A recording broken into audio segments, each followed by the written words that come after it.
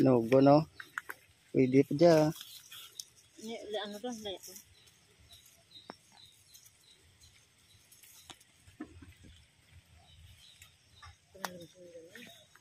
Dagko bunga na diya oh.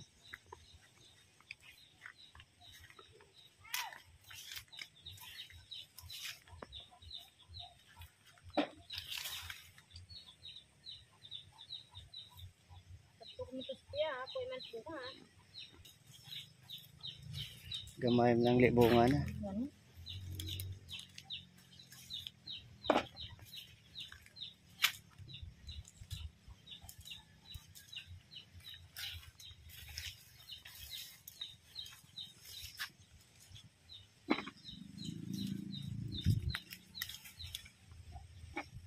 May tatlo ka.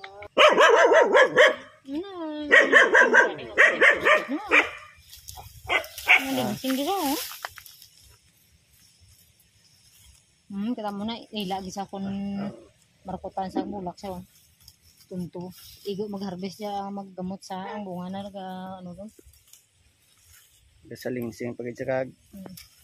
Daw sa lingsing na di. Uyo na din ako na markutan mo bulak. Areo.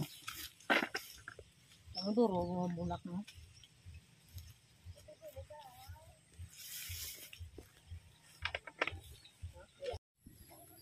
What's up mga kaagre? So, kamusta kayong lahat? At nandito na naman ako, no? So, yun nga, kanina ay nag-harvest sila ng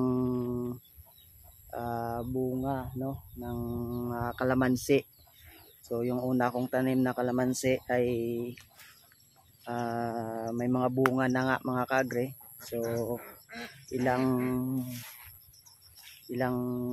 buwan din na hindi ako nakapag-update no tungkol sa mga tanim ko dito, tungkol sa kalamansi nga mga kaagre. So yan na yung mga tanim ko na kalamansi na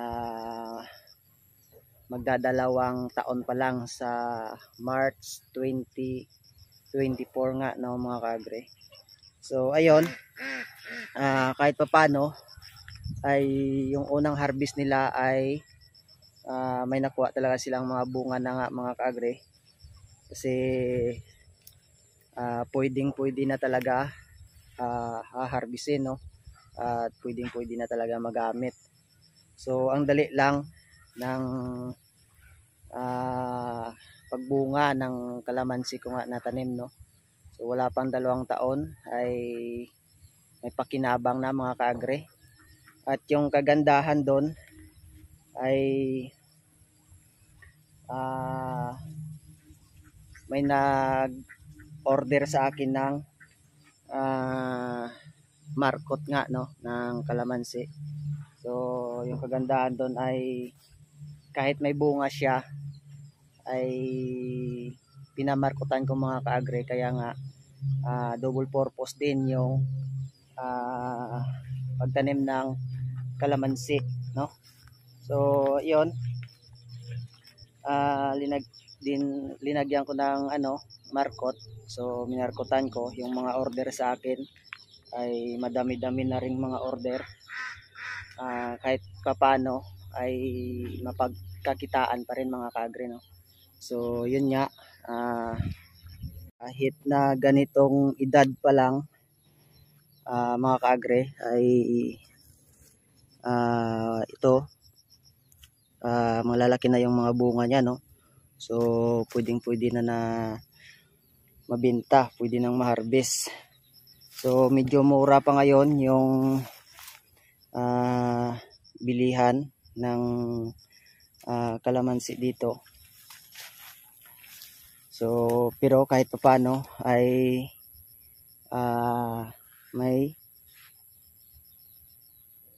may presyo na no mga kaagre. So ito yung minarkot. So sayang nga ito, dalawa na nabali mga kaagre oh. So ito double purpose mga kaagre, may bunga na at minarkotan pa no.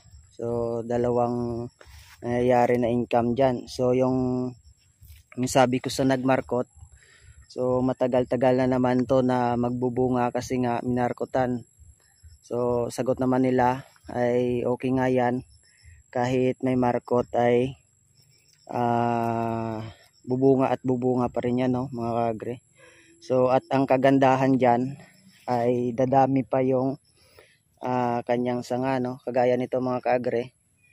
Yun, may markot dito sa itaas, tapos dito sa ilalim ay nagsanga siya, no, ito mga kaagre. So ilang linggo pa lang to ay meron na siyang tumubo na naman na bago na sanga, mga kaagre. So yan din yung purpose ko sa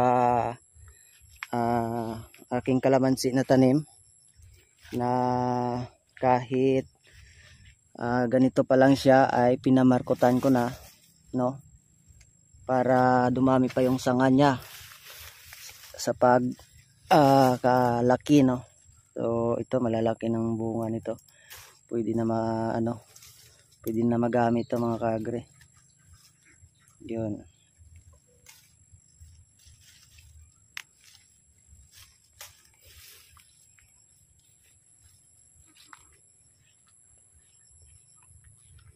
So ito,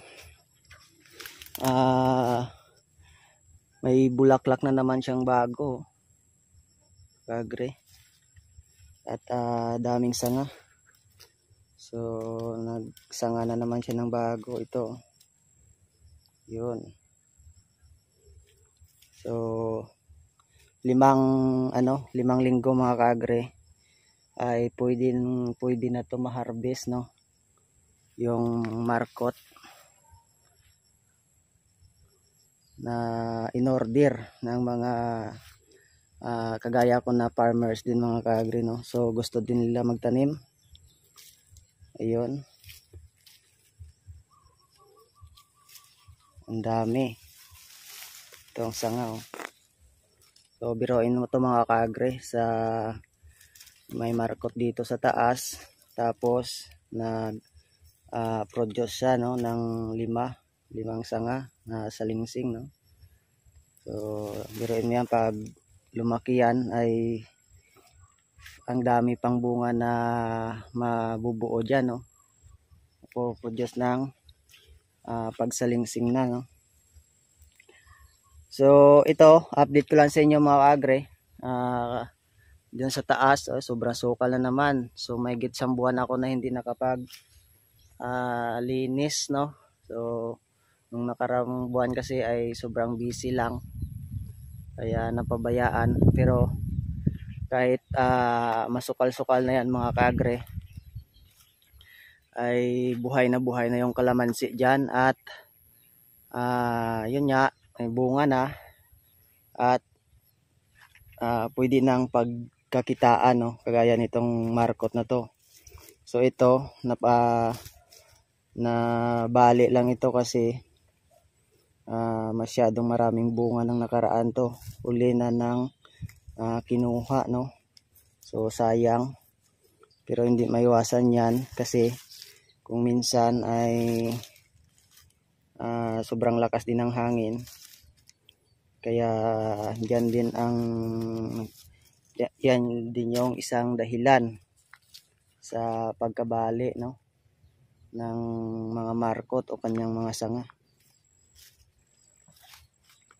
So ayun, at update ko lang sa inyo mga kaagre na kahit paano ay meron akong kinabibisihan dito, no, na ginagawa, no.